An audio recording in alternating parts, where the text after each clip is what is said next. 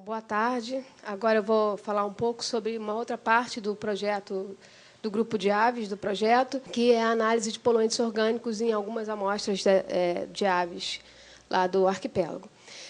Como essa parte do projeto está prevista para começar agora na segunda metade do projeto, no segundo ano, eu ainda não tenho resultados agora do que a gente coletou durante o primeiro ano, mas eu vou apresentar para vocês os resultados que foram encontrados no trabalho que eu fiz durante o meu mestrado, quando eu analisei poluentes orgânicos em ovos de jatobá em 3 regiões ao longo da costa brasileira. Tá, inclusive, os resultados que eu encontrei nesse trabalho deram origem à ideia de fazer uma pesquisa mais detalhada na colônia reprodutiva para observar algum possível impacto desses poluentes. Bom, vou fazer uma rápida introdução sobre os poluentes orgânicos. Para quem não conhece, os poluentes orgânicos são um grupo de poluentes que são definidos pela Convenção de Estocolmo, que tem como principal característica a grande persistência no ambiente. Eles levam muito tempo para serem degradados, dependendo da região, podem ficar décadas no ambiente, podem ficar permanentemente imobilizados na região. Eles são extremamente voláteis, quer dizer, eles têm uma capacidade de dispersão muito grande no ambiente, eles podem alcançar regiões muito distantes da fonte de origem, e eles têm a tendência de se acumular nos organismos vivos, nos tecidos dos organismos vivos. Nesse trabalho, os 2 principais poluentes que eu analisei foram o DDT e alguns PCBs. Tá? O DDT ele foi amplamente utilizado no Brasil, ele é um inseticida que, inclusive, deu origem ao termo dedetização, né, surgiu através do DDT. Estima-se que cerca de 110 mil toneladas de DDT foram utilizadas no Brasil entre a década de 1959 e o ano de 2000. E só a partir de 1985 o DDT passou a ser gradativamente proibido. Foram surgindo uma série de legislações que foram cada vez restringindo mais o uso do DDT. No final, o uso dele era permitido só pelo Ministério da Saúde para controle de regiões extremamente infectadas com febre amarela e malária. E agora, finalmente, ele foi completamente banido do Brasil. O PCB, mais conhecido no Brasil como óleo ascarel, ele foi muito utilizado e ainda é utilizado como fluido em capacitores e geradores. Né? Ele tem uma grande resistência, ele não queima com facilidade, então ele é muito bom para ser utilizado nesses equipamentos elétricos para prevenir incêndios e para regular a temperatura. Estima-se que em torno de 80 mil toneladas foram utilizadas e uma boa parte desse PCB ainda deve estar em uso e deve estar também em equipamentos que foram armazenados, retirados de uso. Então, ele está parado em algum lugar e, sem o devido cuidado, em algum momento ele pode alcançar o ambiente ainda. Existem empresas que foram contratadas agora, tem uma legislação que exige que todo o PCB seja queimado eu não me lembro muito bem o ano, mas já ouvi recentemente um caso na mídia em que a Bayer contratou uma empresa para incinerar o PCB que ela tinha e se descobriu depois que esse PCB estava sendo vendido para outros usos. Quer dizer, o controle ainda é muito precário, a gente ainda tem uma grande chance de que esses compostos encontrem o ambiente. Atualmente, ele não pode, mas os equipamentos que têm PCB podem continuar em funcionamento, mas, se for necessária a troca, não pode mais ser utilizado o PCB. Isso aqui é um esquema para mostrar como é que esses compostos, como eles são extremamente voláteis, né, como funciona a dispersão deles no mundo. Né? Vocês podem ver que eles são... eles têm uma grande volatilidade em zonas quentes, né, com um clima, temperaturas elevadas, eles vão ter uma tendência maior a se volatilizar do que a condensar. Então, eles vão, normalmente, de regiões mais quentes, eles vão se volatilizar e vão viajando pelo mundo. Quando eles encontram temperaturas mais baixas, eles vão se condensar. Esse efeito ele pode acontecer em várias etapas, é o que se chama efeito gafanhoto, quando o poluente ele é volatilizado, viaja, chega a uma temperatura mais baixa, condensa, depois uma nova condição permite que ele se volatilize, e assim ele vai viajando aos pulos, e é o efeito gafanhoto, e isso também vai criar um outro efeito, que é a destilação global, que a composição original desses compostos, a maioria desses poluentes eles são compostos por vários metabólitos ou congêneres, e, conforme eles vão viajando, eles vão se separando pelo peso de cada molécula, e isso leva a uma redistribuição da composição desses poluentes no ambiente. A outra característica, como eu falei, eles se acumulam, eles são lipossolúveis, eles se acumulam no tecido gorduroso dos organismos. Então, uma vez que eles entram na cadeia trófica, né, eles vão se acumular no tecido desses organismos. Conforme um tempo de vida mais longo, maior a capacidade que aquele organismo tem de concentrar esses poluentes, uma concentração maior. E, conforme isso é a bioacumulação no organismo, e conforme eles vão subindo ao longo da cadeia trófica, eles vão sendo biomagnificados, quer dizer, eles vão sendo multiplicados de um nível para o outro, né? Então, organismos de topo de cadeia tendem a apresentar concentrações muito elevadas desses poluentes. Existe o relatório da UNEP sobre poluentes orgânicos para a América do Sul, ele menciona que existe uma grande falha na quantidade de informações a respeito da fabricação, utilização, comercialização e utilização desses compostos na América do Sul. Se tem muito pouca informação, e existe uma necessidade muito grande de se realizar uma quantidade maior de estudos para saber como esses compostos foram utilizados, como eles alcançaram o ambiente e como eles estão se comportando no ambiente.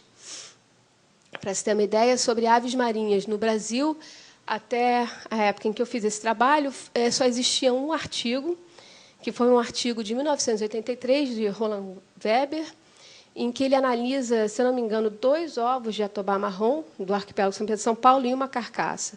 Quer dizer, além de ser um único trabalho, é uma quantidade muito reduzida de amostras, e é um trabalho já antigo, uma tecnologia já ultrapassada. Então, por que escolher o jatobá marrom para fazer esse trabalho, né? Da família do gênero dos jatobás, ele é a espécie que tem a maior distribuição, maior número de indivíduos. Então, ele pode ser encontrado em diversas localidades ao longo da costa brasileira. Isso permite a utilização do mesmo organismo para fazer análise em várias regiões diferentes da presença do poluente, sem ter a interferência de alguma diferença de metabolismo, de alimentação, de comportamento que poderiam influenciar nas concentrações encontradas nas diferentes localidades estudadas. Ele se alimenta de peixe, está numa posição elevada na cadeia trófica, então ele vai ter a tendência a acumular uma quantidade grande desses poluentes. Então, seria um organismo ideal para se estudar isso, para observar a biomagnificação. A fêmea, normalmente, coloca 2 ovos, mas só cria um filhote. Isso é como é que se fala? Uma estratégia que se considera que o segundo ovo é um ovo de segurança. Quer dizer, caso alguma coisa aconteça com um dos ovos na ninhada, ela pode continuar o processo reprodutivo sem ter que começar uma nova cópula, um processo desde o início. Então, ela continua com o segundo ovo, o ovo que restou. Então, isso também seria uma situação menos prejudicial do que você pegar, por exemplo, um ovo de uma fragata, que é um único ovo, e destruir aquele ninho. No caso aqui, eu pego um ovo e conto que o outro ovo vai ter sucesso, vai continuar, e a gente não vai destruir totalmente aquele lar. Bom, e, além disso, quando a fêmea... Por que a gente escolheu o ovo, né? Quando a fêmea produz o ovo, ela vai utilizar uma parte da gordura que está no organismo dela para a formação da gema, que é muito gordurosa. Então, ela vai, provavelmente, mobilizar os poluentes que estão no organismo dela para formar aquele ovo, e, assim, o ovo seria uma boa forma de se avaliar o impacto que essas populações, que essas fêmeas estão sujeitas. Eu peço desculpas aqui, eu não sei porque, em algum momento, eu tirei o mapa que mostra os locais de amostragem, mas as coletas foram feitas no arquipélago de São Pedro e São Paulo, que fica localizada a 1.010 quilômetros da costa do Rio Grande do Norte, quase no meio do Oceano Atlântico. Seria como se fosse a área controle, onde se espera encontrar uma concentração muito baixa desse poluente, apesar de não ser possível encontrar no mundo uma área controle, porque esses poluentes têm uma capacidade de dispersão muito grande e, hoje em dia, praticamente não existe um lugar onde você não vai encontrar. E, provavelmente, todos vocês têm algum poluente circulando no organismo de vocês. Então, seria um controle, entre aspas. O segundo local de coleta foi o arquipélago de Abrolhos, que fica a 70 quilômetros da costa da Bahia, onde se espera encontrar uma concentração um pouco maior, né, mais próxima ao continente. E o terceiro ponto foi o arquipélago das Cagarras, que está colado num grande centro urbano e sujeito ao impacto do emissário e de toda a Baía de Guanabara, que recebe o esgoto industrial e doméstico de 11 municípios, né? Um impacto muito grande. Bom, a metodologia de coleta, nós coletamos os ovos, eles foram... antes da coleta, a gente utilizou a técnica de imersão, que tinha o objetivo de coletar ovos recém-postos. Durante o processo de desenvolvimento, o embrião ele pode metabolizar alguns desses poluentes e alterar os níveis de poluentes encontrados, dos metabólitos encontrados no ovo. Além disso, o embrião ele vai usar uma parte do cálcio que está na casca do ovo no seu processo de formação. Então, a gente analisou também a espessura da casca do ovo. Então, para manter um padrão nas amostras, a gente procurou pegar só ovos... Desculpa. Só ovos que estavam recém-postos. Para isso, a gente usou a técnica de imersão, que você coloca o ovo dentro de uma água a temperatura ambiente, água doce, e, conforme a posição dele, você pode ver se ele já está... se ele é um ovo fresco ou não. Ele, quando é recém-posto, ele fica deitado no fundo, e, conforme vai evoluindo o processo de incubação, ele vai flutuando. Isso aqui já é um ovo próximo à eclosão. Então, a gente coletou sempre os ovos que estavam deitados no fundo do pote. Depois disso, a gente pesou e mediu os ovos no campo, e eles foram mantidos refrigerados até a análise. Bom, rapidamente aqui, a extração foi feita com hexano de clorometano, utilizando o Soxit, que a amostra fica aqui dentro, sendo continuamente banhada pelo solvente para extrair toda a gordura. Nesse caso aqui, o clean-up foi feito com ácido sulfúrico, mas agora as amostras que a gente vai analisar agora, a gente pretende usar uma coluna de Florizil para retirar a gordura, porque o ácido sulfúrico ele destrói alguns poluentes, e a gente agora tem a ideia de ver uma quantidade maior de poluentes. Depois foi feito um fracionamento para que pudesse separar os poluentes em algumas fases, para poder... para os picos no cromatograma, foram injetados no cromatógrafo a gás, com captura de elétron, para se poder observar melhor o pico desses... separar melhor esses compostos e identificar com mais facilidade. Aqui... Agora, mostrando alguns resultados. Esses aqui são a concentração de DDT total encontrada em São Pedro e São Paulo. Vocês podem observar que, em relação a abrolhos e cagarras, São Pedro e São Paulo apresentou uma concentração muito baixa. Cagarras tem quase 200 vezes mais contaminantes, né? Isso ainda é uma concentração baixa de DDT. Segundo a literatura, concentrações acima de 18,5 microgramas por grama são responsáveis por uma série de problemas para a reprodução do cormorão, que é uma outra ave da mesma família. Não existe trabalho mostrando esse tipo de efeito no atobar, mas, de qualquer maneira, a gente pode verificar que a concentração aqui é ainda bem baixa do que é considerado perigoso para essas aves. A concentração de PCB, no entanto, foi bem elevada. Um dos ovos apresentou uma concentração de 12,6 microgramas por grama, o que já é bem próximo ao que Tillich reportou para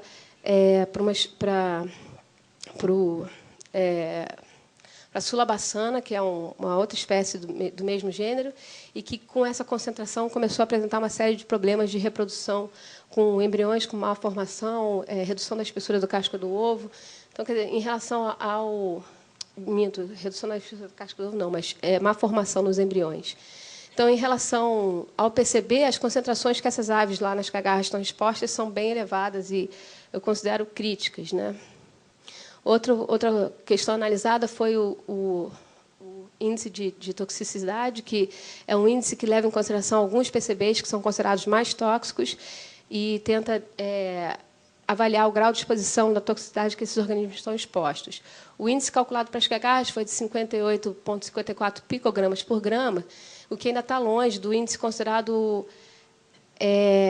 fatal, muito tóxico para algumas aves. Porém, não existe nenhum estudo específico para os sulídeos, né? Então, pode ser que, para eles, esse índice aqui já possa ser considerado alguma coisa elevada. O DDT total ele é formado por 3 metabólitos, né? E, conforme ele alcança o ambiente, vai se degradando, a maior quantidade de DDT vai se transformando em DDE, Então, essa proporção de DDT para DDE que a gente encontra nas amostras indica o tempo de contaminação que aquele composto, né, que aquela área foi exposta, né? Então, é interessante reparar que São Pedro e São Paulo e Abrolhos já mostram uma quantidade bem grande de DDE, mostrando que é uma contaminação antiga, mas o que surpreende é a quantidade de DDT que ainda se encontra aqui nas Ilhas Cagarras. Esse valor mostra que existe uma contaminação recente, que essas aves atualmente estão sendo expostas, de alguma forma, à contaminação por DDT, o que é surpreendente, né? Aqui são as proporções, né? Quanto menor a proporção, mais recente a contaminação daquele ambiente. Aqui, outra observação interessante que nós fizemos foi em relação às medidas dos ovos, né? Normalmente, o DDT é muito conhecido porque ele reduz a espessura da casca do ovo e, dessa forma, afeta negativamente o processo de reprodução, porque os ovos acabam se rachando com muita facilidade e não é possível concluir o processo reprodutivo, né? Algumas aves foram quase dizimadas por esse efeito durante a década de 1970. Nos Estados Unidos tiveram vários casos, como a águia careca e o pelicano. Então, um dos objetivos também foi verificar se a espessura da casca do ovo estava sendo alterada de alguma forma. Bom, aí foi interessante porque a gente observando esses 3 dados, né? No início eu vi só São Pedro, São Paulo e Cagarras, e eu seria facilmente induzida a acreditar que o DDT estava afetando negativamente esses organismos, porque a espessura da casca é bem menor e o peso também dos ovos é bem menor, né? As medidas são bem menores. Mas, para minha sorte, eu fui em Abrolhos também e eu vi que lá a contaminação é baixa e que esses valores de espessura e de peso também são baixos, né? E isso indica, na verdade, que a população de São Pedro e São Paulo tem um trabalho da Melina Baumgarten que ela mostra que essa população é uma população que já está mais isolada, com uma troca de genes muito reduzida, e que existe lá uma briga muito grande por espaço que leva a seleção para tamanhos maiores. Então, na verdade, essa população está se diferenciando, ela já é maior, os indivíduos são maiores e os ovos, então, também são maiores. Então, na verdade, a quantidade de DDT que a gente encontrou nos ovos aqui ainda não está impactando a espessura da casca dos ovos, nem o peso, né? Bom, as metas futuras agora desse trabalho vão ser avaliar o grau de contaminação agora das fragatas, né, o quanto elas estão sendo expostas a esses poluentes. A gente já coletou pena, coletou regurgito e deve coletar alguns ovos que a gente encontra caídos embaixo do ninho durante a briga entre os machos, né, sempre derrubam alguns ovos. A gente quer comparar as concentrações que a gente encontrou. A gente coletou alguns ovos de jatobá que também estavam abandonados. Vai tentar comparar para ver se existe alguma alteração, se esses níveis estão se mantendo. E a gente vai tentar utilizar agora, existem trabalhos que mostram que a gente pode, através das penas, estudar a concentração de poluente orgânico nas aves. Então, a gente está tentando estabelecer, a gente está testando a metodologia no momento, já extraímos algumas penas e a gente está testando para ver se as penas de fragata e de jatobá também podem ser utilizadas, que isso seria uma forma menos destrutiva, né? Você não estaria destruindo uma vida, coletaria só uma pena e a ave continuaria lá, em bom estado. Um pouco estressada. Bom, é isso. Obrigada.